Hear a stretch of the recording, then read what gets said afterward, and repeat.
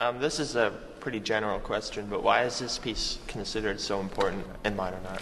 The history of this painting, it's like an earthquake in the art world. It just absolutely shook the foundations. Everything that was accepted, everything that was considered possible was just shattered. By the way, do you know the profession of these women? Prostitutes, yes. We're in a brothel, right? And somebody here is a viewer. This is probably a male gazer, we assume, coming to look at those women who are about to offer themselves for money. So they haven't, presumably, they have not chosen that profession. So the emotions you're gauging there, you're noticing, are probably very real. You know, the way these people, these figures are being touched in their own inner lives is something that Picasso makes you able to grasp in a very direct, forceful, crashing way, sometimes very violent way as well. I mean, you know, look at the two figures here. And so we could go on and on looking at each different figure and analyze how we all look at it. What kind of art did Picasso look at before, as he was going to produce the Demoiselles d'Avignon? Do you happen to know? Jonathan knows? African sculptures. African sculptures, for sure, yeah. And another type of art as well, which is much less often discussed, but also very important for him, being a Spaniard, that's Iberic art. He generated ways of creating facial features that were as simplified as what he saw, certainly through African masks, for sure. But you can't say that he was copying those.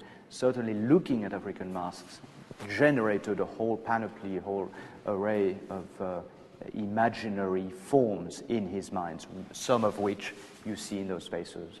You know, when you're modern, you live off challenges, and there are two ways to respond to challenges.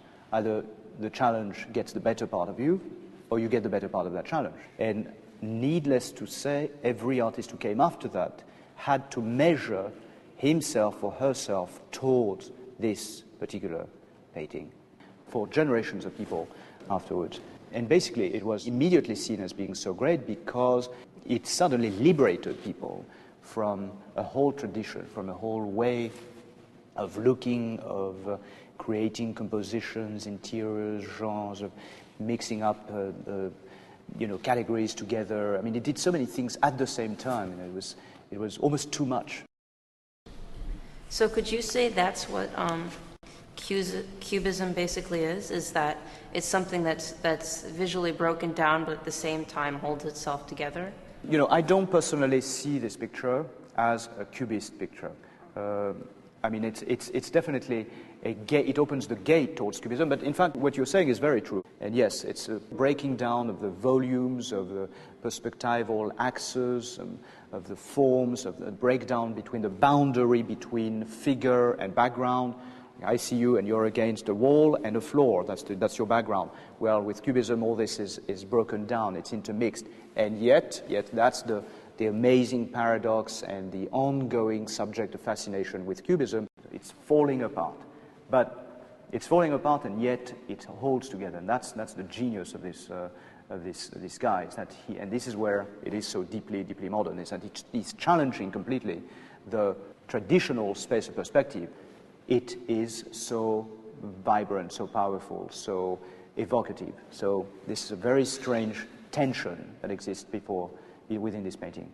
I mean, think about it. It would be so easy to make a complete mess out of a painting like this. I'm prepared to bet that if any one of us would try this, we would just make a mockery. It would be a laughing disaster. Don't you think? Yet he's pulled it off.